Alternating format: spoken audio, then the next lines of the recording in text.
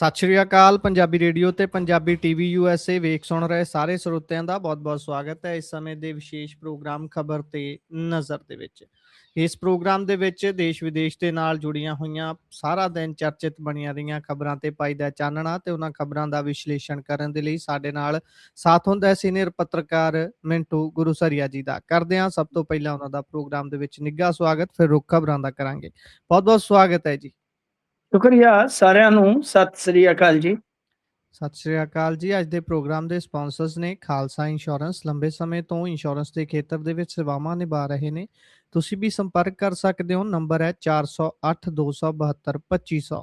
ਟਿਰਕਿਆਣਾ immigration ਲਾ firm. ਜੇ ਟਿਰਕਿਆਣਾ ਹੋਣਾ ਨਾਲ ਸੰਪਰਕ ਕਰ ਸਕਦੇ ਹੋ ਕਿਸੇ ਵੀ ਤਰ੍ਹਾਂ ਦੀ ਇਮੀਗ੍ਰੇਸ਼ਨ ਦੇ ਬਾਬਤ ਸਲਾਹ ਮਸ਼ਵਰਾ ਕਰਨ ਦੇ ਲਈ। Krishan Dhanota Yuba City. Baljinder Singh Nijjar Woodland. GN lube ਵਾਲੇ ਟਰੱਕ ਵਾਸ਼ ਕਰਦੇ ਨੇ, ਆਇਲ ਚੇਂਜ ਕਰਦੇ ਨੇ, ਏਅਰ ਬ੍ਰੇਕਸ ਦਾ ਕੰਮ ਤਸੱਲੀ ਬਖਸ਼ ਕਰਦੇ ਨੇ। ਤੁਸੀਂ ਇਹਨਾਂ ਦੇ ਕੋਲੋਂ ਨਵੇਂ ਪੁਰਾਣੇ ਟਾਇਰ ਵੀ ਖਰੀਦ ਸਕਦੇ ਹੋ। ਲੋਕੇਸ਼ਨ ਸੈਂਟਾਨੀਲਾ ਦੀ ਹੈ, ਨਿੰਮਾ ਸਹੋਤਾ। ਹੋਣਾ ਦਾ ਨੰਬਰ ਹੈ 209 277 0113। Jaswinder Singh Nagra, Roseville, Avtar Singh Sangha Yuba City, Baldev Singh Kang Yuba City. ਬਹੁਤ ਬਹੁਤ ਧੰਨਵਾਦ ਹੈ ਇਹਨਾਂ ਸਾਰੇ ਸਪਾਂਸਰਸ ਦਾ। ਹੁਣ ਰੁਕ ਕਰਦੇ ਹਾਂ ਖਬਰਾਂ ਦਾ। ਮਿੰਟੂ ਜੀ ਪਾਇਓ ਚਾਨਣਾ। ਸਭ ਤੋਂ ਪਹਿਲਾਂ ਇੰਡੀਆ ਗੱਠਜੋੜ ਬੇਮੌਸਮਾਂ ਜਿਹਾ ਹੀ ਚੱਲਦਾ ਹੈ। ਇਹ ਜਦੋਂ ਕ ਦਿਲ ਕਰੇ ਉਦੋਂ ਇਕੱਠੇ ਹੋ ਜਾਂਦੇ ਨੇ ਤੇ ਜਦੋਂ ਕ ਥੋੜੀ ਜਿਹੀ ਦੂਰੀ ਪਵੇ ਫਿਰ ਉਹ ਥੋੜੀ ਕਦੋਂ ਬਹੁਤੀ ਹੋ ਜਾਂਦੀ ਹੈ ਪਤਾ ਨਹੀਂ ਲੱਗਦਾ। ਇੱਕ ਵਾਰ ਮੁੜ ਤੋਂ ਇੰਡੀਆ ਗੱਠਜੋੜ ਦੇ ਵਿੱਚ ਬਹੁਤ ਸਾਰੇ ਹਿੱਸੇਦਾਰ ਇਕੱਠੇ ਹੋ ਕੇ ਬੈਠੇ ਨੇ। ਕਿਸ ਮੁਤਲਕ ਸੀ ਇਹ ਮੀਟਿੰਗ? ਕੀ ਗੱਲਬਾਤ ਹੋਈ ਹੈ? ਕੋਈ ਰਣਨੀਤੀ ਘੜੀ ਹੈ ਆਉਣ ਵਾਲੇ ਦਿਨਾਂ ਲਈ ਇਹਨਾਂ ਨੇ? ਮੇਰੇ ਖਿਆਲ ਦੇ ਨਾਲ ਗੁਰਪ੍ਰੀਤ ਏਦਾਂ ਆ ਕਿ ਇੱਕ ਵਾਰੀ ਤਾਂ ਮੂੰਹ ਦਿਖਾਈ ਹੈ। ਆਪਾਂ ਜਿੱਦਾਂ ਕਹੀਏ ਨਾ, ਦੇਖਾ ਦਿਖਾਈ ਨਹੀਂ ਹੁੰਦੀ ਕਿ ਸ਼ਾਦੀ ਬਾਅਦ ਚ ਹੁੰਦੀ ਹੈ ਨਾ, ਪਹਿਲਾਂ ਦੇਖਾ ਦਿਖਾਈ ਹੁੰਦੀ ਹੈ। ਇਹ ਇਸ ਤਰ੍ਹਾਂ ਹੀ ਲੱਗਦਾ ਕਿ ਦੇਖਾ ਦਿਖਾਈ ਵਾਲਾ ਮਾਮਲਾ ਸੀ, ਪਰ ਗੱਲ ਅਗਾਂਹ ਤੱਕ ਵੱਧ ਸਕਦੀ ਹੈ।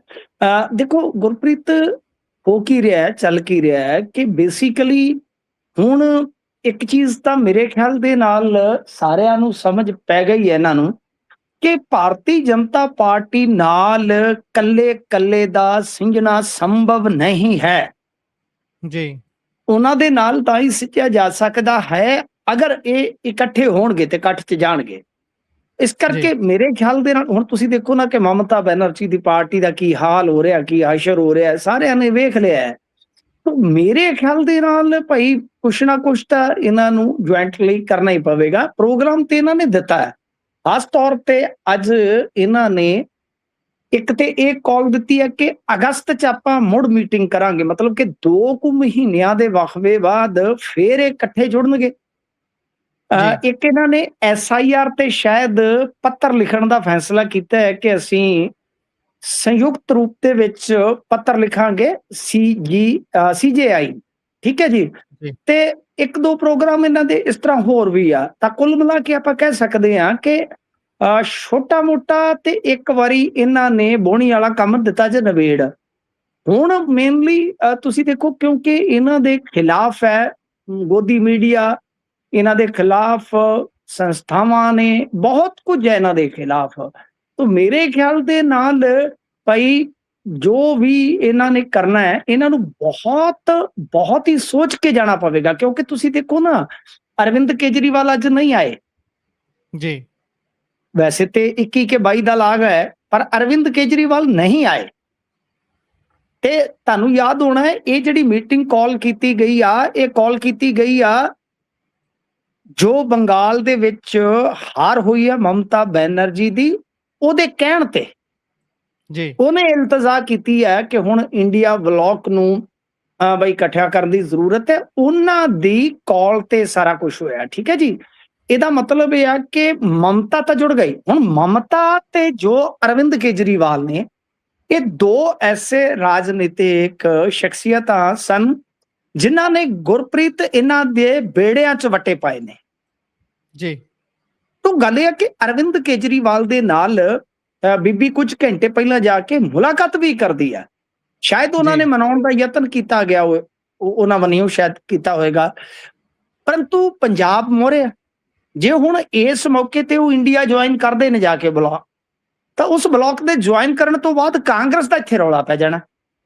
ਕਿਉਂਕਿ ਕੋਈ ਵੀ ਮਿਨੀਮਮ ਕਾਮਨ ਪ੍ਰੋਗਰਾਮ ਦਿਓਗੇ ਤਾਂ ਇੱਥੋਂ ਦੀ ਜਿਹੜੀ ਲੋਕਲ ਲੀਡਰਸ਼ਿਪ ਹੈ ਕਾਂਗਰਸ ਦੀ, ਉਹ ਉਸ ਨੂੰ ਨਾ ਪ੍ਰਵਾਨ ਕਰ ਦਿੰਦੀ ਹੈ।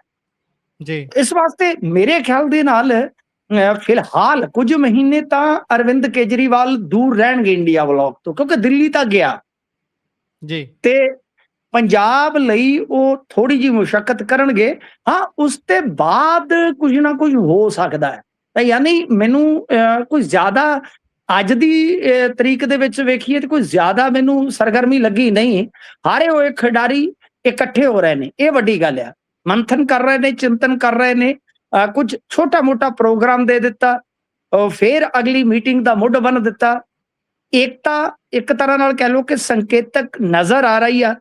ਇਹ ਸਾਰੀਆਂ ਚੀਜ਼ਾਂ ਨੇ, ਅੱਛੀਆਂ ਕਹੀਆਂ ਜਾ ਸਕਦੀਆਂ, ਪਰ ਬਹੁਤ ਜ਼ਿਆਦਾ ਕੁਝ ਵੱਡਾ ਨਹੀਂ ਹੈ। ਜਿਵੇਂ ਕਾਕਰੋਚ ਦਾ ਮੈਂ ਕੀ ਕਿਹਾ ਸੀਗਾ, ਵਾਰ-ਵਾਰ ਤੁਹਾਨੂੰ ਕਹਿੰਦਾ ਸੀਗਾ ਕਿ ਇਹ ਜਿਹੜੇ ਬੁਲਬੁਲੇ ਹੁੰਦੇ ਅਸੀਂ ਦੇਖੇ ਆ ਜੀ ਇਹ ਅਸੀਂ, ਕਿਉਂਕਿ ਸੋਸ਼ਲ ਮੀਡੀਆ ਦੇਖਦੇ ਆ, ਇੰਨੇ ਮਿਲੀਅਨ ਹੋ ਗਏ ਜੀ, ਫਾਲੋਅਰ ਹੋ ਗਏ, ਪਰ ਤੁਸੀਂ ਵੇਖ ਲਓ ਬੰਦਾ ਉੱਥੇ ਮਸੀਂ ਮੈਨੂੰ ਲੱਗਦਾ 500 ਸੀ, 500-700 ਬੰਦਾ ਹੋਣਾ ਮਸੇ, ਉਹਦੇ ਵਿੱਚ ਵੀ ਯੂਟਿਊਬਰ ਜ਼ਿਆਦਾ ਸਨ। ਤਾਂ ਕਹਿਣ ਦਾ ਮਤਲਬ ਇਹ ਹੈ ਕਿ ਜੇ ਆਪਾਂ ਦੇਖੀਏ ਤਾਂ ਉਹੀ ਕਹਾਣੀ ਹੈ ਕਿ ਕਾਕਰੋਚ ਪਾਰਟੀ ਜਿਹੜਾ ਰੌਲਾ ਪੈ ਰਿਹਾ ਸੀ, ਕੋਈ ਵੱਡਾ ਕੰਮ ਨਹੀਂ ਹੋਇਆ, ਪਰ ਇਹ ਕੋਈ ਛੋਟਾ ਵੀ ਨਹੀਂ ਕਹਿ ਸਕਦੇ, ਬਿਲਕੁਲ ਅਣਗੌਲਿਆ ਕਰਨ ਵਾਲਾ ਵੀ ਘਟਨਾਕ੍ਰਮ ਨਹੀਂ ਹੈ। ਐਟਲੀਸਟ ਇੰਡੀਆ ਦੀ ਜਿਹੜੀ ਇੱਕ ਵੱਡੀ ਪਾਰਟੀ ਹੈ ਕਾਂਗਰਸ, ਤਾਂ ਕਾਂਗਰਸ ਦੀ ਅਗਵਾਈ ਚ ਤਕਰੀਬਨ ਮੈਨੂੰ ਲੱਗਦਾ ਹੈ ਕਿ ਖਿਡਾਰੀ ਸਹਿਮਤ ਹੋ ਕੇ ਚੱਲਣ ਵਾਸਤੇ ਰਜ਼ਾਮੰਦ ਹੋ ਰਹੇ ਨੇ। ਸਾਰੇ ਹੋ ਗਏ ਨੇ ਮੈਂ ਨਹੀਂ ਕਹਿ ਸਕਦਾ, ਕਿਉਂਕਿ ਅੰਦਰ ਦੀਆਂ ਗੱਲਾਂ ਹੁੰਦੀਆਂ ਨੇ, ਬਟ ਮੈਨੂੰ ਲੱਗਦਾ ਕਿ ਤਿਆਰੀਆਂ ਜ਼ਰੂਰ ਨੇ, ਕਵਾਇਦ ਜ਼ਰੂਰ ਕੀਤੀ ਜਾ ਰਹੀ ਹੈ। ਗੁਰਪ੍ਰੀਤ ਜੀ ਬਿਲਕੁਲ। ਇਸ ਤੋਂ ਅੱਗੇ ਜੇਕਰ ਆਪਾਂ ਰੁਖ ਕਰੀਏ ਤਾਂ ਗੱਲ ਕਰਦੇ ਹਾਂ, ਇੱਧਰ 8 ਨਿਗਮਾਂ ਨੂੰ ਕੱਲ ਮੇਅਰ ਮਿਲ ਸਕਦੇ ਨੇ ਜੀ। ਹਾਂਜੀ, ਦੇਖੋ ਗੱਲ ਇਹ ਆ ਕਿ ਜਿਹੜੀਆਂ ਚੋਣਾਂ ਹੋਈਆਂ ਨੇ, ਸਥਾਨਕ ਸਰਕਾਰਾਂ ਦੀਆਂ ਚੋਣਾਂ ਹੋਈਆਂ ਨੇ, ਉਹਦੇ ਵਿੱਚ ਨਿਗਮ ਬਹੁਤ ਕੁਝ ਤੈਅ ਕਰਦੇ ਆ। ਤੁਹਾਨੂੰ ਪਤਾ ਕਾਰਪੋਰੇਸ਼ਨਾਂ ਜਿਸ ਨੂੰ ਆਪਾਂ ਕਹਿੰਦੇ ਆ, ਤਾਂ ਉਹਨਾਂ ਵਾਸਤੇ ਕੱਲ ਨੂੰ ਮੇਅਰ ਸ਼ਾਇਦ ਚੁਣੇ ਜਾਣਗੇ। ਤੇ ਸਭ ਤੋਂ ਇੰਟਰਸਟਿੰਗ ਜਿਹੜੀ ਚੀਜ਼ ਮੈਨੂੰ ਲੱਗੀ, ਜੋ ਮੇਰੇ ਖਿਆਲ ਦੇ ਨਾਲ ਆਡੀਅנס ਵੀ ਬੜੀ ਰੌਚਕਤਾ ਦੇ ਨਾਲ ਸੁਣੇਗੀ, ਤਾਂ ਉਹ ਹੈ ਮੋਹਾਲੀ। ਕਮਾਲ ਇਹ ਆ ਕਿ ਕੁਲਵੰਤ ਸਿੰਘ ਮੋਹਾਲੀ ਜੀ ਦੀ ਅਗਵਾਈ ਦੇ ਵਿੱਚ ਉਹਨਾਂ ਦੇ 22-23 ਕਾਉਂਸਲਰ, ਜਿਵੇਂ ਆਪਾਂ ਭਾਜਪਾ ਤੋਂ ਡਰਦੇ ਕਾਂਗਰਸੀ ਨਹੀਂ ਬਹਿੰਦੇ ਕਿ ਬੱਸਾਂ 'ਚ ਭਰ ਕੇ ਦੂਜੇ ਰਾਜਾਂ 'ਚ ਲੈ ਜਾਂਦੇ ਨੇ, ਉਦਾਂ ਇਹਨਾਂ ਨੇ ਪਹਾੜਾਂ 'ਚ ਖੜੇ ਆ ਕਾਉਂਸਲਰ। ਕਮਾਲ ਦੀ ਗੱਲ ਹੈ, ਸਰਕਾਰ ਇਹਨਾਂ ਦੀ ਆ, ਕੋਈ ਸੈਂਟਰਲ ਏਜੰਸੀਆਂ ਦਾ ਵੀ ਦਬਾਅ ਮੈਨੂੰ ਤੇ ਨਹੀਂ ਦੀਦਾ, ਬਟ ਬਾਵਜੂਦ ਇਸ ਦੇ ਉਹਨਾਂ ਨੇ ਉੱਥੇ ਖੜੇ ਨੇ। ਕੁਝ ਇਧਰੋਂ ਸਾਡੇ ਗਵਾਂਢ ਚੋਂ ਵੀ ਇੱਕ ਬਠਿੰਡਾ ਨਿਗਮ ਦੀ ਕਹਾਣੀ ਕੁਝ ਇਸ ਪ੍ਰਕਾਰ ਦੀ ਉਹ ਆ ਕਿ ਇੱਥੋਂ ਵੀ ਕੁਝ ਕਾਉਂਸਲਰ ਜਿਹੜੇ ਆ ਇਹਨਾਂ ਨੇ ਇੱਧਰ, ਕਿਉਂਕਿ ਸਾਡੇ ਏਰੀਏ ਤੋਂ ਅੱਗੇ ਪੈ ਜਾਂਦਾ ਸਾਲਾਸਰ ਧਾਮ, ਉਹ ਉੱਥੇ ਭੇਜੇ ਨੇ। ਤਾਂ ਮਤਲਬ ਕਿ ਇੱਕ ਪਾਸੇ ਟੂਰਿਜ਼ਮ ਵੀ ਕਰਵਾਇਆ ਜਾ ਰਿਹਾ ਹੈ ਜੀ, ਮਤਲਬ ਕਿ ਪਹਾੜਾਂ ਦੀ ਸੈਰ ਵੀ ਹੋ ਰਹੀ ਆ। ਇਹ ਬੜੀ ਇੰਟਰਸਟਿੰਗ ਕਹਾਣੀ ਹੈ। ਹੁਣ ਇੰਟਰਸਟਿੰਗ ਕਹਾਣੀ ਕਿਉਂ ਹੈ, ਮੈਂ ਤੁਹਾਨੂੰ ਥੋੜਾ ਜਿਹਾ ਦੱਸਣਾ ਚਾਹਾਂਗਾ ਕਿ ਕੁਲਵੰਤ ਸਿੰਘ ਮੋਹਾਲੀ ਦੇ ਮੁੰਡਾ ਹੈ ਸਰਬਜੀਤ ਸਿੰਘ ਸਮਾਣਾ, ਸ਼ਾਇਦ ਪੂਰਾ ਨਾਮ ਹੈ ਸਮਾਣਾ। ਇਹਨਾਂ ਦਾ ਪਟਿਆਲੇ ਵਾਲਾ ਨਹੀਂ, ਇਹਨਾਂ ਦਾ ਪਿੰਡ ਸ਼ਾਇਦ ਇੱਧਰ ਚਮਕੌਰ ਸਾਹਿਬ ਵੰਨੀ ਹੈ, ਇਹ ਇਸ ਸਾਈਡ ਆ ਜਾਂਦਾ ਹੈ ਸਮਾਣਾ ਜੀ। ਤਾਂ ਉਹਨੂੰ ਮੇਅਰ ਦੇਖਣਾ ਚਾਹੁੰਦੇ ਨੇ ਕੁਲਵੰਤ ਸਿੰਘ ਮੋਹਾਲੀ। ਜਿਵੇਂ ਆਪਾਂ ਅੱਗੇ ਦੇਖਿਆ ਸੀਗਾ ਕਿ ਬਲਵੀਰ ਸਿੱਧੂ ਦੇ ਭਰਾ ਜੀਤੀ ਉਹ ਮੇਅਰ ਬਣੇ ਸਨ, ਯਾਦ ਹੋਣਾ ਤੁਹਾਨੂੰ, ਕੁਝ ਵਿਵਾਦ ਵੀ ਹੋਏ ਸਨ ਨਾ ਜ਼ਮੀਨ ਨੂੰ ਲੈ ਕੇ, ਉਹ ਗਊਸ਼ਾਲਾ ਦੇ ਨਾਮ ਤੇ ਜੋ ਹੋਇਆ ਸੀਗਾ। ਹੁਣ ਇੱਧਰ ਉਹ ਆਪਣਾ ਸਿਆਸੀ ਵਾਰਸ ਜਿਹੜਾ ਹੈ ਮੋਹਾਲੀ ਸਾਹਿਬ, ਉਹ ਬਣਾਉਣਾ ਚਾਹੁੰਦੇ ਨੇ ਆਪਣੇ ਲੜਕੇ ਨੂੰ, ਪਰ ਉਹਦੇ ਵਿੱਚ ਇੱਕ ਦਿੱਕਤ ਆ। ਤੁਸੀਂ ਇੱਕ ਬੁਲਾਰਾ ਦੇਖਿਆ ਹੋਣਾ ਸੰਨੀ ਆਹਲੂਵਾਲੀਆ, ਉਹ ਅਕਸਰ ਟੈਲੀਵਿਜ਼ਨ ਡਿਬੇਟਾਂ ਤੇ ਆਉਂਦੇ ਆ, ਤਾਂ ਉਹ ਜਿਹੜਾ ਬੁਲਾਰਾ ਹੈ, ਤਰਜਮਾਨ ਹੈ ਆਮ ਆਦਮੀ ਪਾਰਟੀ ਦਾ, ਉਹ ਹੈ ਤਾਂ ਕੁਝ ਵੈਸੇ ਉਹਨਾਂ ਦੇ ਨਾਲ ਜ਼ਿਆਦਾ ਸਮਰਥਨ ਜਾਪਦਾ ਨਹੀਂ ਹੈ, ਪਰ ਦਿਲ ਦੇ ਵਿੱਚ ਤਾਂਘ ਹੈ ਕਿ ਬਈ ਕਿਤੇ ਚੇਅਰ ਨੂੰ ਮੇਰਾ ਹੱਥ ਪੈ ਜਾਵੇ, ਮੇਅਰ ਨੂੰ ਮੇਰਾ ਹੱਥ ਪੈ ਜਾਵੇ। ਤਾਂ ਉਹ ਸ਼ਾਇਦ ਇਸੇ ਕਾਰਨ ਕਰਕੇ ਕੁਲਵੰਤ ਸਿੰਘ ਮੋਹਾਲੀ ਨੇ ਆਪਣੀ ਪਾਰਟੀ ਨੂੰ ਸੰਕੇਤ ਦਿੱਤੇ ਨੇ ਕਿ ਭਾਈ ਦੇਖੋ ਮੈਜੋਰਟੀ ਆਫ ਕਾਉਂਸਲਰ ਮੇਰੇ ਨਾਲ ਨੇ ਤੇ ਮੈਂ ਪਹਾੜਾਂ ਤੋਂ ਉਤਰਾਂਗਾ ਟਾਈਮ ਦੇ ਟਾਈਮ ਤੇ ਪਟਾਕਾ ਪਾ ਦਿਆਂਗਾ। ਤੁਹਾਨੂੰ ਯਾਦ ਹੋਣਾ ਹੈ ਸ਼ਾਇਦ ਇਸ ਗੱਲ ਦਾ ਟਾਵੇਂ ਨੂੰ ਤਾਂ ਜ਼ਰੂਰ ਯਾਦ ਹੋਏਗਾ ਕਿ 2014 ਦੇ ਵਿੱਚ ਬਿਲਕੁਲ ਆਹੀ ਸਿਨੈਰੀਓ ਸੀਗਾ। ਉਸ ਵੇਲੇ ਵੀ ਕੁਲਵੰਤ ਸਿੰਘ ਮੋਹਾਲੀ ਪਹਾੜਾਂ ਨੂੰ ਚੜ ਗਏ ਸੀ ਆਪਦੇ ਕਾਉਂਸਲਰ ਲੈ ਕੇ, ਉਦੋਂ ਆਜ਼ਾਦ ਗਰੁੱਪ ਸੀ। ਤੇ ਹੁੰਦਾ ਕੀ ਆ ਗੁਰਪ੍ਰੀਤ, ਜਿਵੇਂ ਹੀ ਆਏ ਤੇ ਇਹਨਾਂ ਨੇ ਆਉਂਦਿਆਂ ਸਾਰ ਮੇਅਰ ਵਾਲਾ ਪਟਾਕਾ ਪਾਤਾ ਸੀਗਾ। ਤਾਂ ਮਤਲਬ ਕਿ ਇਸ ਵਾਰੀ ਵੀ ਲਗਭਗ ਪਰਿਸਥਿਤੀਆਂ ਉਹੀ ਨੇ, ਪਰੰਤੂ ਇਸ ਵਾਰ ਇੱਕੋ ਗੱਲ ਦਾ ਫਰਕ ਹੈ ਕਿ ਸਰਕਾਰ ਇਹਨਾਂ ਦੀ ਆਪਦੀ ਹੈ, ਪਰ ਸਰਕਾਰ ਦੇ ਵਿੱਚ ਵੀ ਟਸਲ ਹੈ। ਜ਼ਿਆਦਾ ਤੇ ਕਾਉਂਸਲਰ ਇਹਨਾਂ ਦੇ ਨਾਲ ਹੀ ਜਾਪਦੇ ਨੇ ਫਿਲਹਾਲ ਤੇ, ਪਰ ਦੂਜੇ ਪਾਸੇ ਇੱਕ ਬੀਬੀ ਗੁਰਮੀਤ ਕੌਰ ਹੈ, ਉਹ ਵੀ ਮੇਅਰ ਬਣਨ ਦੀ ਇਛੁਕ ਹੈ। ਪਰ ਮੇਰੀ ਅੰਦਰੂਨੀ ਜਾਣਕਾਰੀ ਜਿਹੜੀ ਹੈ ਕਿ ਉਹ ਗ੍ਰੀਨ ਸਿਗਨਲ ਹੋਇਆ ਕੁਲਵੰਤ ਸਿੰਘ ਮੋਹਾਲੀ ਨੂੰ, ਪਰ ਸੰਨੀ ਆਹਲੂਵਾਲੀਆ ਜੋੜ ਤੋੜ ਲਾ ਰਹੇ ਨੇ ਕਿ ਪਾਰਟੀ ਦੇ ਵਿੱਚੋਂ ਇੱਕ ਧੜਾ ਮੈਨੂੰ ਫੁੱਲ ਸਪੋਰਟ ਕਰ ਦੇਵੇ ਵੱਡੀ ਲੀਡਰਸ਼ਿਪ ਦਾ, ਤਾਂ ਉਸ ਤੋਂ ਬਾਅਦ ਕੀ ਹੈ ਕਿ ਕੁਲਵੰਤ ਸਿੰਘ ਮੋਹਾਲੀ ਨੂੰ ਪਾਰਟੀ ਰਜਾਮੰਦ ਕਰਵਾ ਲੈ ਕਿ ਭਾਈ ਸੰਨੀ ਆਹਲੂਵਾਲੀਆ ਨੂੰ ਮੇਅਰ ਲਾ ਦਿਓ। ਤੇ ਇਸ ਕਰਕੇ ਇਹ ਸਥਿਤੀ ਬਣੀ ਪਈ ਆ। ਹੁਣ ਦੇਖੋ ਉਧਰ ਪਠਾਨਕੋਟ ਦੇ ਵਿੱਚ ਵੀ ਸਿੰਗਲ ਲਾਰਜੈਸਟ ਪਾਰਟੀ ਤਾਂ ਜੇ ਤੁਸੀਂ ਦੇਖੋਗੇ ਉੱਥੇ ਭਾਜਪਾ ਨਿਤਰੀ ਹੈ, ਪਰ ਭਾਜਪਾ ਨੂੰ ਉੱਥੇ 3 ਚਾਹੀਦੇ ਨੇ। ਇਹ ਵੀ ਇੰਟਰਸਟਿੰਗ ਹੋ ਜਾਏਗਾ ਨਾ ਜੀ, 3 ਹੋਰ ਕਾਉਂਸਲਰ ਚਾਹੀਦੇ ਨੇ, ਤਾਂ ਕੁੱਲ ਮਿਲਾ ਕੇ ਜੇ ਉਧਰ ਨਹੀਂ ਬਣ ਰਿਹਾ ਤਾਂ 3 ਉਹਨਾਂ ਨੂੰ ਵੀ ਚਾਹੀਦੇ ਆ। ਸੋ ਕਾਫੀ ਰੌਚਕਤਾ ਬਾਕੀ ਹੈ। ਇਹ ਨਹੀਂ ਹੈ ਕਿ ਲੋਕਲ ਬਾਡੀਜ਼ ਦੇ ਨਤੀਜੇ ਆ ਗਏ, ਨਤੀਜਿਆਂ ਦਾ ਡਾਟਾ ਆ ਗਿਆ ਤੇ ਸਭ ਕੁਝ ਨਿਬੜ ਗਿਆ, ਬਲਕਿ ਹਾਲੇ ਵੀ ਰੌਚਕਤਾ ਜਿਹੜੀ ਆ ਉਹ ਜਿਉਂ ਦੀ ਤਿਉਂ ਉੱਥੇ ਖਲੋਤੀ ਹੈ ਇਹਨਾਂ ਫੈਕਟਸ ਦੇ ਵਿੱਚ, ਇਹਨਾਂ ਫਿਗਰਸ ਦੇ ਵਿੱਚ, ਇਹਨਾਂ ਸਮੀਕਰਨਾਂ ਦੇ ਵਿੱਚ। ਗੁਰਪ੍ਰੀਤ ਜੀ, ਵੇਖਾਂਗੇ ਬਣਦਾ ਕੀ ਹੈ ਆਉਣ ਵਾਲੇ ਦਿਨਾਂ ਦੇ ਵਿੱਚ। ਪਰ ਇਹ ਸਭ ਦੇ ਵਿਚਾਲੇ ਗੱਲ ਆਪਾਂ ਸਰਦਾਰ ਮਨਪ੍ਰੀਤ ਸਿੰਘ ਇਆਲੀ ਹੁਣਾਂ ਦੀ ਕਰਦੇ ਹਾਂ, ਜਿਨ੍ਹਾਂ ਨੇ ਕਿ ਚੋਣ 2022 ਦੇ ਵਿੱਚ ਸ਼੍ਰੋਮਣੀ ਅਕਾਲੀ ਦਲ ਬਾਦਲ ਦੇ ਨਾਲ ਜਿੱਤੀ ਸੀ। ਉਸ ਤੋਂ ਬਾਅਦ ਅਸੀਂ ਲਗਾਤਾਰ ਉਹਨਾਂ ਦੀ ਭੂਮਿਕਾ 2 ਦਸੰਬਰ ਵਾਲੇ ਫੈਸਲਿਆਂ ਤੋਂ ਬਾਅਦ ਪੁਨਰ ਸੁਰਜੀਤ ਅਕਾਲੀ ਦਲ ਦੇ ਨਾਲ ਦੇਖੀ ਹੈ, ਪਰ ਉਸ ਤੋਂ ਵੀ ਜ਼ਿਆਦਾ ਉਹਨਾਂ ਦੀ ਨੇੜਤਾ ਵਾਰਿਸ ਪੰਜਾਬ ਦੇ ਵਾਲਿਆਂ ਨਾਲ ਨਜ਼ਰ ਆਈ ਹੈ। ਤੇ ਹੁਣ ਕੱਲ ਨੂੰ ਉਹ ਜਿਹੜੀ ਔਪਚਾਰਿਕਤਾ ਸੀ ਉਹ ਖਤਮ ਹੋ ਜਾਣੀ ਹੈ, ਮੋਹਰ ਲੱਗ ਜਾਣੀ ਹੈ ਉਸ ਤੇ। ਚੰਡੀਗੜ੍ਹ ਵੱਲ ਨੂੰ ਤਕਰੀਬਨ ਵਹੀਰਾਂ ਕੱਤੀਆਂ ਗਈਆਂ ਨੇ। ਪਾਇਓ ਜ਼ਰਾ ਚਾਨਣਾ, ਜੁਆਇਨ ਕਰਨ ਜਾ ਰਹੇ ਨੇ ਓਫੀਸ਼ੀਅਲ ਤੌਰ ਦੇ ਉੱਪਰ ਇਆਲੀ ਹੁਣੀ ਵਾਰਿਸ ਪੰਜਾਬ ਦੇ ਜਥੇਬੰਦੀ ਨੂੰ, ਤੇ ਉਸ ਤੋਂ ਬਾਅਦ ਫਿਰ ਇਹ ਕਹਿਣ ਦਾ ਭਾਵ ਇਹਨਾਂ ਤੋਂ ਖੁਸ਼ ਜਾਊਗੀ ਜਿਹੜੀ ਵਿਧਾਨ ਸਭਾ ਦੀ ਇਹਨਾਂ ਦੀ ਚੇਅਰ ਹੈ। ਨਹੀਂ, ਮੇਰੇ ਖਿਆਲ ਦੇ ਨਾਲ, ਕਿਉਂਕਿ ਦੇਖੋ ਅੱਗੇ ਸੁਖੀ ਸਾਹਿਬ ਗਏ ਚਲੇ ਨੇ, ਹੁਣ ਅਕਾਲੀ ਦਾ ਉਹ ਤਾਂ ਵਿੱਚ ਅਜੇ ਤੱਕ ਫੈਸਲਾ ਨਹੀਂ ਹੋਇਆ ਜੀ, ਉਹ ਹਾਲੇ ਜਿਉਂਦਾ ਤਿਉਂ ਹੈ। ਤੇ ਇਹਨਾਂ ਦੇ ਤਾਂ ਹੁਣ ਟਰਮ ਦੇ ਮਹੀਨੇ ਹੀ ਸਾਰੇ ਗਿਣਤੀ ਦੇ ਰਹਿ ਗਏ ਨੇ, ਤੇ 6 ਮਹੀਨਿਆਂ ਦੇ ਅੰਦਰ ਅੰਦਰ ਇਲੈਕਸ਼ਨ ਕਰਵਾਉਣਾ ਜ਼ਰੂਰੀ ਹੁੰਦਾ। 6ਵਾਂ ਮਹੀਨਾ ਤੇ ਗਿਆ ਜੀ, ਸੋ ਸੀਟ ਖਾਲੀ ਡਿਕਲੇਅਰ ਉਹ ਤਾਂ ਕਰਦਿਆ ਕਰਾਉਂਦੇ। ਤਾਂ ਇਸ ਕਰਕੇ ਮੈਨੂੰ ਨਹੀਂ ਲੱਗਦਾ ਕਿ ਕੋਈ ਐਸੀ ਨੌਬਤ ਆਉਣ ਵਾਲੀ ਹੈ। ਉਦਾਂ ਹੁਣ ਦਲ ਬਦਲੀ ਦਾ ਤੁਹਾਨੂੰ ਪਤਾ 2/3 ਚਾਹੀਦਾ ਹੁੰਦਾ ਵੈਸੇ, ਜੇ 2/3 ਹੈ ਤਾਂ ਫਿਰ ਲਾਗੂ ਨਹੀਂ ਹੁੰਦਾ। ਹੁਣ ਇੱਥੇ ਕੀ ਹੈ ਕਿ ਇੱਥੇ 3 ਵਿਧਾਇਕ ਨੇ ਅਕਾਲੀ ਦਲ ਦੇ, 2/3 ਦੇ 2 ਬਣਦੇ ਆ ਜੀ, 2 ਜਾਂਦੇ ਆ ਤਾਂ ਕੋਈ ਲਾਗੂ ਨਹੀਂ ਹੋਏਗਾ। ਸੋ ਖੈਰ ਇਹ ਤਾਂ ਤੁਹਾਨੂੰ ਪਤਾ ਹੀ ਆ, ਇਹ ਏਦਾਂ ਦਾ ਹੀ ਆ, ਦਬੜੂ ਘੁਸੜੂ ਜਿਵੇਂ ਇੱਕ ਸ਼ਬਦ ਇਸਤੇਮਾਲ ਕਰਿਆ ਕਰਦੇ ਨੇ ਨਾ ਪੁਰਾਣੇ ਬਜ਼ੁਰਗ, ਕਿ ਉਦਾਂ ਦਾ ਹੀ ਮਾਹੌਲ ਆ। ਜੇ ਤੇ ਕਿਸੇ ਤੇ ਮਾਮਲੇ 'ਚ ਨੋਟਿਸ ਲੈਣਾ ਹੋਵੇ ਸਪੀਕਰ ਸਾਹਿਬ ਲੈ ਵੀ ਲੈਂਦੇ। ਸੋ ਟੈਕਨੀਕਲਿਟੀ ਤਾਂ ਇਹੋ ਕਹਿੰਦੀ ਹੈ, ਵਿਧਾਨ ਇਹੋ ਕਹਿੰਦਾ ਹੈ ਕਿ ਦਲ ਬਦਲੀ ਜੇ ਆਪਾਂ ਵੇਖੀਏ ਤਾਂ ਅਯੋਗ ਤਾਂ ਹੋ ਸਕਦੇ ਆ ਇਆਲੀ ਸਾਹਿਬ, ਇਹਦੇ 'ਚ ਕੋਈ ਸ਼ੱਕ ਨਹੀਂ ਹੈ, ਕਿਉਂਕਿ 2 ਨਹੀਂ ਹੈ। ਡਾਕਟਰ ਸੁਖੀ ਜਿਹੜੇ ਆ ਉਹ ਆਮ ਆਦਮੀ ਪਾਰਟੀ 'ਚ ਨੇ, ਤੇ ਇਹਨਾਂ ਨੇ ਜਾਣਾ ਅਕਾਲੀ ਦਲ ਵਾਰਿਸ ਪੰਜਾਬ ਦੇ। ਸੋ ਇਹ ਹੈ ਤਕਨੀਕੀ ਤੇ ਵਿਧਾਨਕ ਮੁੱਦਾ। ਗੱਲ ਤੁਸੀਂ 2022 ਦੀ ਕੀਤੀ ਹੈ, ਮੈਂ ਤੁਹਾਨੂੰ ਇੱਕ ਰੌਚਕ ਕਿੱਸਾ ਸੁਣਾਉਣਾ ਜੀ। ਇਆਲੀ ਸਾਹਿਬ ਦਾ ਜਿਹੜਾ ਪਰਿਵਾਰ ਆ, ਤੁਹਾਨੂੰ ਇੱਕ ਇੰਟਰਸਟਿੰਗ ਗੱਲ ਦੱਸਾਂ ਕਿ ਇਹਨਾਂ ਦਾ ਪਿੰਡ ਇਆਲੀ ਆਪਦਾ ਪਿੰਡ ਨਹੀਂ ਹੈ ਜੀ, ਇਹਨਾਂ ਦਾ ਅਸਲੀ ਪਿੰਡ ਆ ਆਲਮਗੀਰ ਜੀ, ਠੀਕ ਹੈ ਜੀ। ਇਹ ਇੱਥੇ ਇਸ ਕਰਕੇ ਆਏ, ਨਾਨਕਾ ਢੇਰੀ ਸੀ। ਇਹ ਜਿਹੜਾ ਐਂਗਲੋ ਸਿੱਖ ਵਾਰ ਹੋਇਆ ਉਹਦੇ ਵਿੱਚ ਇਹਨਾਂ ਦੇ ਵਡੇਰਿਆਂ ਨੇ ਸ਼ਮੂਲੀਅਤ ਕੀਤੀ ਸੀ, ਇਸੇ ਕਰਕੇ ਇਸ ਏਰੀਏ ਦੇ ਵਿੱਚ ਇਹਨਾਂ ਨੂੰ 500-700 ਕਿੱਲਾ ਜ਼ਮੀਨ ਲੋਟ ਹੋਈ ਸੀ। ਤੇ ਬਹੁਤ ਸਾਰੇ ਬੰਦਿਆਂ ਨੂੰ ਅੱਜ ਦੀ ਡੇਟ ਦੇ ਵਿੱਚ ਇਹਨਾਂ ਦੇ ਵੱਡੇ ਵਡੇਰਿਆਂ ਨੇ ਮੁੜ ਕੇ ਉਹ ਜ਼ਮੀਨ ਵੰਡੀ ਆ, ਨੰਬਰ 1। ਨੰਬਰ 2, ਜਦੋਂ ਇਹ ਛੋਟੇ ਜਿਹੇ ਸੀ ਉਸ ਟਾਈਮ ਵੀ ਇਹਨਾਂ ਕੋਲ ਕਾਰ ਹੁੰਦੀ ਸੀ, ਜਦੋਂ ਸਾਈਕਲ ਇੱਕ ਬਹੁਤ ਵੱਡਾ ਸੁਪਨਾ ਸੀ। ਉਸ ਵੇਲੇ ਇਹ ਆਪਦੇ ਭੈਣ ਭਰਾਵਾਂ ਨੂੰ ਲੈ ਕੇ ਜਾਂਦੇ ਸਨ, ਤੇ ਇੱਕ ਦਿਨ ਪ੍ਰਕਾਸ਼ ਸਿੰਘ ਬਾਦਲ ਦਾ ਕਾਫਲਾ ਖਲੋਤਾ ਸੀ ਜੀ। ਇਹਨਾਂ ਨੇ ਪੁੱਛਿਆ ਕਿ ਇਹ ਕੌਣ? ਉਹਨਾਂ ਕਿਹਾ ਇਹ ਬਾਦਲ ਹੈ। ਉਸ ਵੇਲੇ ਸ਼ਾਇਦ ਉਹ ਸੀਐਮ ਸਨ, ਜਾਂ ਹੋ ਸਕਦਾ ਆਪੋਜੀਸ਼ਨ ਚ ਹੋਣ। ਤਾਂ ਉਸ ਤੋਂ ਬਾਅਦ ਇਹਨਾਂ ਨੇ ਕਿਹਾ ਕਿ ਬਾਦਲ ਕੌਣ ਹੈ, ਤਾਂ ਜਵਾਬ ਦਿੱਤਾ ਗਿਆ ਕਿ ਫਲਾਣਾ। ਤਾਂ ਇਹਨਾਂ ਦਾ ਕਹਿਣਾ ਸੀ ਕਿ ਇੱਕ ਦਿਨ ਮੈਂ ਬਰੋਬਰ ਹੋਵਾਂਗਾ। ਵੇਖੋ ਇਤਫਾਕ, ਤੁਸੀਂ 22 ਦੀ ਗੱਲ ਕੀਤੀ ਹੈ, ਤੇ 22 ਚ ਕੀ ਹੋਇਆ ਕਿ ਜਿਸ ਪ੍ਰਕਾਸ਼ ਸਿੰਘ ਬਾਦਲ ਦੇ ਕਾਫਲੇ ਨੂੰ ਦੇਖ ਕੇ ਉਹਨਾਂ ਨੇ ਇੱਛਾ ਜਤਾਈ, ਸੁਪਨਾ ਦੇਖਿਆ, ਉਹ ਬਾਬਾ ਬੋੜ ਜਿਹਨੂੰ ਕਿਹਾ ਜਾਂਦਾ ਸੀ ਉਹ ਡਿੱਗ ਪਿਆ, ਜੜਾਂ ਤੋਂ ਪੁੱਟਿਆ ਗਿਆ ਲੰਬੀ ਜੀ, ਤੇ ਉਹ ਬੰਦਾ ਜਿੱਤ ਗਿਆ। ਇਹ ਹੈ ਇੱਕ ਬਹੁਤ ਇੰਟਰਸਟਿੰਗ ਇਤਫਾਕ। ਤੇ ਜੇ ਉਦੋਂ ਵੀ ਪਿੱਛੇ ਜਾਓਗੇ, ਜਿਸ ਵੇਲੇ ਕੈਪਟਨ ਅਮਰਿੰਦਰ ਸਿੰਘ ਦੀ ਸਰਕਾਰ ਸੀ, ਯਾਨੀ ਬਾਬੇ ਬੋੜ ਦੇ ਦੌਰ ਦੇ ਵਿੱਚ, ਤਦ ਵੀ ਅਕਾਲੀ ਜੇਤੂ, ਤੇ ਜਦ ਸਰਕਾਰ ਸੀ, ਅੱਜ ਤੱਕ ਦਾ ਰਿਕਾਰਡ ਹੈ 15,000 ਮਾਰਜਨ ਦਾ ਦਾਖਾ ਜ਼ਿਮਨੀ ਚੋਣ ਦਾ।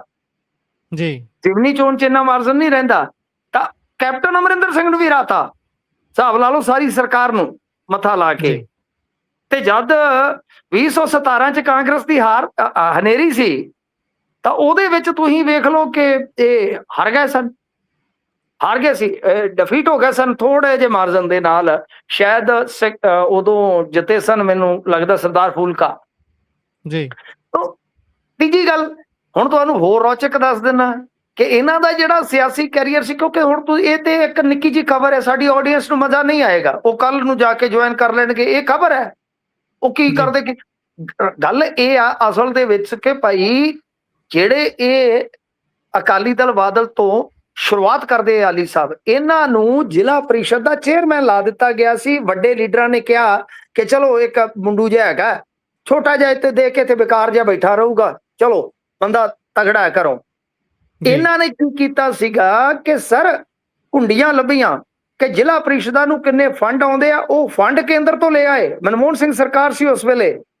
ਕਮਾਲ ਦੇਖੋ, ਇਹਨਾਂ ਦੇ ਲਿਆਂਦੇ ਫੰਡ ਸੈਂਕੜੇ ਕਰੋੜਾਂ ਚ ਬਣੇ, ਫਿਰ ਉਹ ਅੱਗੇ ਜਾ ਕੇ ਜ਼ਿਲ੍ਹਾ ਪ੍ਰੀਸ਼ਦਾਂ ਨੂੰ, ਤੇ ਉਹ ਫੰਡ ਬਾਦਲਾਂ ਨੇ ਵਰਤੇ ਮੁੜ ਕੇ ਆਪਣੀ ਸਰਕਾਰ ਵਾਸਤੇ ਇੰਟਰਸਟ।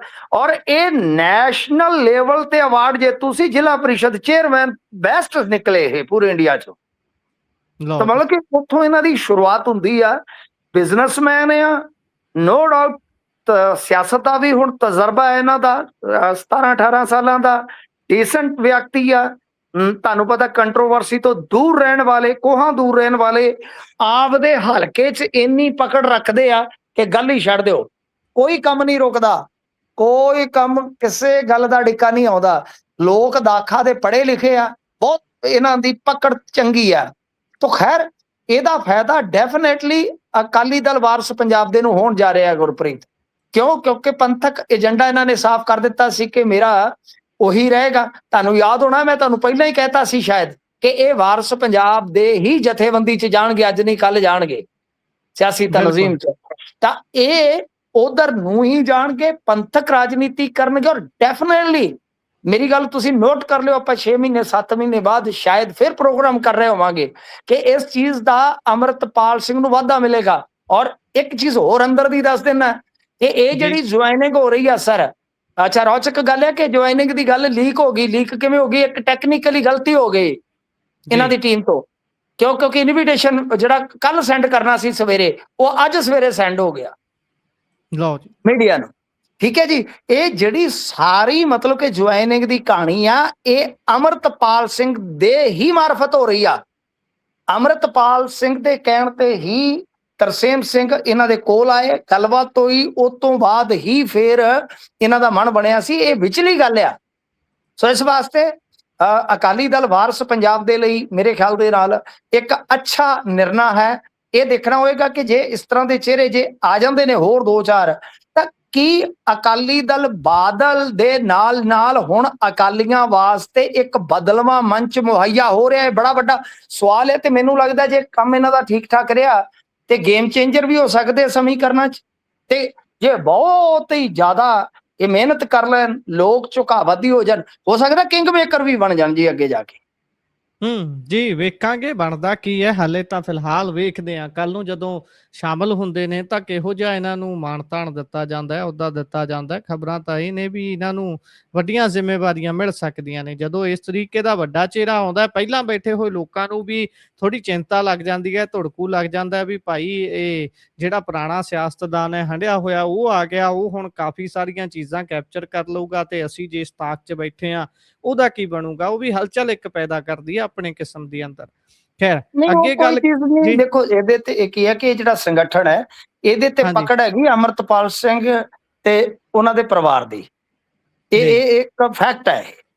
ਸੋ ਮੇਰੇ ਖਿਆਲ ਦੇ ਨਾਲ ਕੋਈ ਜ਼ਿਆਦਾ ਦਿੱਕਤ ਨਹੀਂ ਆਏਗੀ। ਔਰ ਜਿਹੜੇ ਇਨਸਿਕਿਉਰਿਟੀ ਫੀਲ ਕਰਦੇ ਲੀਡਰ ਆ, ਉਹ ਸਮਾਂ ਦੀ ਬਾਹਰ ਆ ਜਾਣਗੇ ਤੇ ਇਹਨਾਂ ਨੂੰ ਪਤਾ ਲੱਗ ਜਾਏਗਾ ਕਿ ਜਥੇਬੰਦੀ ਲਈ ਕੌਣ ਕੰਮ ਕਰਦਾ, ਕੌਣ ਨਹੀਂ ਕਰਦਾ। ਜੀ ਇਹ ਵੀ ਨਿੱਜ ਗੱਲ ਲਈ ਹੈ ਕੌਣ ਆ ਤੇ ਜਥੇਬੰਦੀ ਲਈ ਕੌਣ ਆ, ਉਹ ਸਾਫ਼ ਹੋ ਜਾਏਗਾ। ਜੀ। ਵੇਖਾਂਗੇ ਬਣਦਾ ਕੀ ਹੈ। ਇਸ ਤੋਂ ਅੱਗੇ ਚੱਲੀਏ ਤਾਂ ਉਧਰ ਕੈਪਟਨ ਸਾਹਿਬ ਗਏ ਨੇ, ਸ਼ਾਹ ਹੁਣਾਂ ਨਾਲ ਮੁਲਾਕਾਤ ਕਰਕੇ ਆਏ ਨੇ। ਤਸਵੀਰਾਂ ਸਾਹਮਣੇ ਆਈਆਂ ਨੇ। ਬਿਲਕੁਲ ਉਸ ਸਮੇਂ ਜਦੋਂ ਗੱਲਾਂ ਚੱਲਦੀਆਂ ਨੇ ਵੀ ਭਾਈ ਇੱਧਰ ਤਾਂ ਪੂਰਾ ਟੱਚ 'ਚ ਨੇ, ਹੁੱਡਾ ਹੁਣੀ ਕਹਿ ਰਹੇ ਸੀ ਕਾਂਗਰਸੀਆਂ ਦੇ ਨਾਲ। ਨਹੀਂ, ਮੈਂ ਉਸ ਦਿਨ ਵੀ ਤੁਹਾਨੂੰ ਕਿਹਾ ਸੀਗਾ ਕਿ ਸਾਡਾ ਜਿੰਨਾ ਕੋ ਆਪਣਾ ਦ੍ਰਿਸ਼ਟੀਕੋਣ ਹੈ, ਨਜ਼ਰੀਆ, ਜਿੰਨਾ ਕੋ ਤਜਰਬਾ ਹੈ, ਕਿ ਅਮਰਿੰਦਰ ਸਿੰਘ ਹੁਣ ਪੰਜਾਬ ਦੀ ਰਾਜਨੀਤੀ ਦੇ ਵਾਹਿਦ ਬੰਦੇ ਨੇ ਜਿਨ੍ਹਾਂ ਦੇ ਨਾਲ ਹਰ ਪਾਰਟੀ ਦਾ ਬੰਦਾ ਇਨ ਟੱਚ ਹੈ ਜੀ। ਕੋਈ ਮਿੱਤਰ ਹੈ, ਕੋਈ ਲਿਹਾਜ਼ਦਾਰੀ ਹੈ, ਕੁਝ ਰਿਸ਼ਤੇਦਾਰੀਆਂ। ਸੋ ਇਸ ਵਾਸਤੇ ਇਹ ਬਿਲਕੁਲ ਗੱਲ ਸਹੀ ਸੀ।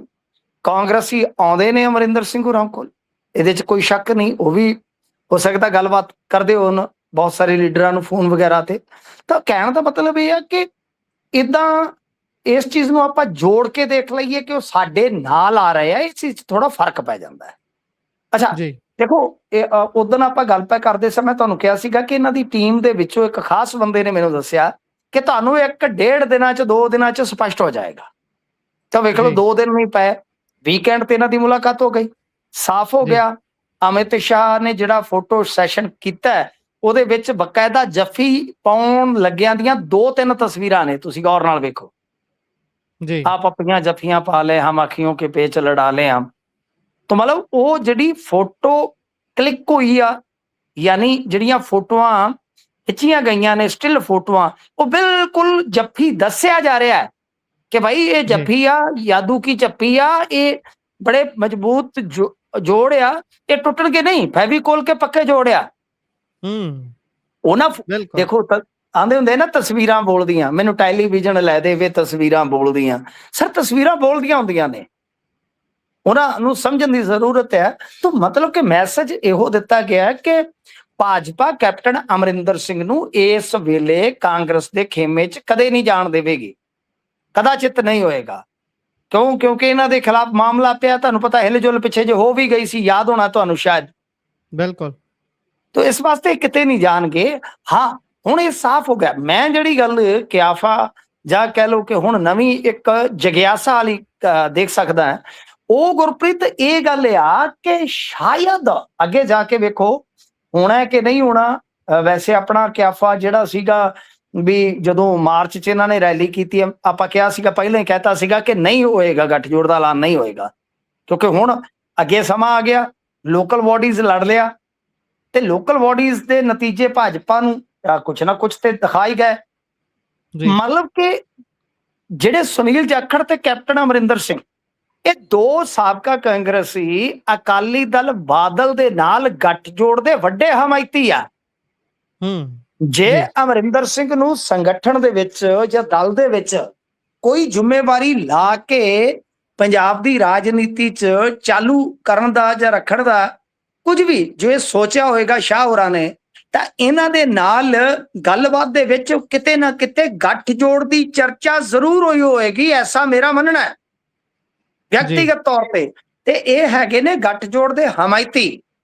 ਸੋ ਇਸ ਵਾਸਤੇ ਮੈਨੂੰ ਲੱਗਦਾ ਕਿ ਨਵੀਂ ਜਗਿਆਸਾ ਦਾ ਵਿਸ਼ਾ ਇੱਕ ਵਾਰ ਫੇਰ ਤੋਂ ਬਣੇਗਾ ਕਿ ਕੀ ਹੁਣ ਗੱਠਜੋੜ ਹੋ ਸਕਦਾ, ਕਿਉਂਕਿ ਇਹ ਅਮਰਿੰਦਰ ਸਿੰਘ ਜਿਹੜੇ ਕਿ ਤੁਹਾਨੂੰ ਪਤਾ ਮਜੀਠੀਆ ਦੇ ਵੀ ਚਾਚਾ ਜੀ ਆ, ਇਹ ਸੁਖਬੀਰ ਸਿੰਘ ਬਾਦਲ ਵਾਸਤੇ ਵੀ ਕਿੰਗ ਅੰਕਲ ਨੇ, ਤੇ ਹੋਰ ਬਹੁਤ ਸਾਰੇ ਅਕਾਲੀ ਲੀਡਰਾਂ ਦੇ ਨਾਲ ਇਹਨਾਂ ਦੇ ਗੂੜੇ ਸੰਬੰਧ ਨੇ, ਯਾਨੀ ਬਹੁਤ ਅੱਛੇ ਤਾਲੁਕਾਤ ਨੇ। ਕੀ ਗੱਠਜੋੜ ਦਾ ਰਾਹ ਖੁੱਲਣ ਜਾ ਰਿਹਾ ਹੈ ਇਹ ਪੱਪੀ ਜੱਫੀ ਜਾਦੂ ਕੀ ਜੱਫੀ 'ਚ?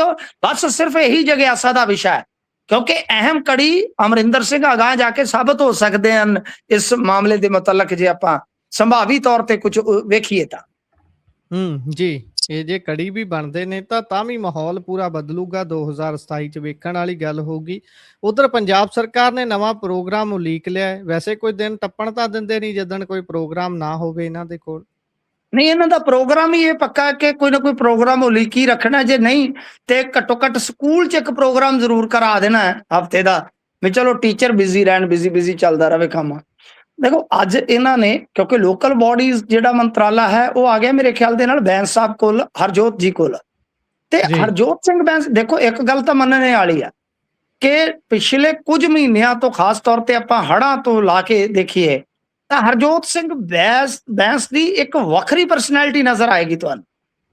ਉਹਨਾਂ ਦੀ ਅਗਵਾਈ 'ਚ ਜਿੰਨੀਆਂ ਰਿਪੋਰਟਾਂ ਆ ਰਹੀਆਂ ਨੇ ਨੀਤੀ ਆਯੋਗ ਦੀਆਂ ਜਾਂ ਐਜੂਕੇਸ਼ਨ ਨੂੰ ਲੈ ਕੇ, ਉਹ ਪੋਜ਼ਿਟਿਵ ਨੇ, ਸਰਕਾਰ ਦੇ ਹਿੱਤ 'ਚ ਆ ਰਹੀਆਂ ਨੇ। ਦੇਖੋ ਚੰਗੀ ਗੱਲ ਤਾਂ ਚੰਗੀ ਕਵਾਂਗੇ ਨਾ, ਜੋ ਆਨ ਦੀ ਰਿਕਾਰਡ ਹੈ। ਮੇਰੀ ਆਦਤ ਨਹੀਂ ਹੈ ਕਿ ਕਦੇ ਕਿਸੇ ਦੀ ਸਿਫਤ ਨਾ ਕਰੋ। ਤਾਂ ਮਤਲਬ ਕਿ ਇਹਨਾਂ ਨੇ ਆਪਦੀ ਛਵੀ ਬਹੁਤ ਵਧੀਆ ਕੀਤੀ ਹੈ, ਨਾਨ ਕੰਟਰੋਵਰਸ਼ਲ ਹੋ ਗਿਆ, ਕੋਈ ਕਿਸੇ ਨਾਲ ਵੱਧਵੀਂ ਘਟਵੀਂ ਨਹੀਂ, ਆਪਣੇ ਹਲਕੇ 'ਚ ਬਿਜ਼ੀ ਨੇ, ਆਪਣੇ ਮੰਤਰਾਲਿਆਂ 'ਚ ਬਿਜ਼ੀ ਨੇ, ਕੰਮਕਾਰ ਬਹੁਤ ਮਸਰੂਫ ਰਹਿੰਦੇ ਨੇ, ਕਰਦੇ ਰਹਿੰਦੇ ਆ। ਤਾਂ ਕਹਿਣ ਦਾ ਮਤਲਬ ਕਿ ਇੱਕ ਚੀਜ਼ ਇਹ ਆ, ਹੁਣ ਲੋਕਲ ਬਾਡੀਜ਼ ਦੇ ਵਿੱਚ ਇਹਨਾਂ ਨੇ ਕੀ ਕੀਤਾ ਆ ਕਿ ਜਿਹੜੇ ਅਧਿਕਾਰੀ ਆ ਉਹ ਸਵੇਰੇ ਸਫਾਈ ਵਾਸਤੇ 1 ਘੰਟਾ ਸੜਕਾਂ ਤੇ ਉਤਰਨਗੇ। ਔਰ ਲੁਧਿਆਣੇ ਦੇ ਵਿੱਚ ਤੇ ਸ਼ਾਇਦ ਇਹਨਾਂ ਨੇ ਮਤਲਬ ਕਿ ਅਧਿਕਾਰੀਆਂ ਨੇ ਕੰਮ ਸ਼ੁਰੂ ਵੀ ਕਰਤਾ ਹੈ।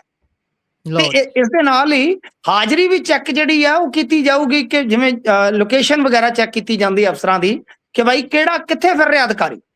ਤਾਂ ਠੀਕ ਹੈ ਗੁਰਪ੍ਰੀਤ, ਕਿਉਂਕਿ ਸਫਾਈ ਦਾ ਸਾਡੇ ਬਹੁਤ ਬੁਰਾ ਹਾਲ ਹੈ ਸ਼ਹਿਰਾਂ ਦਾ।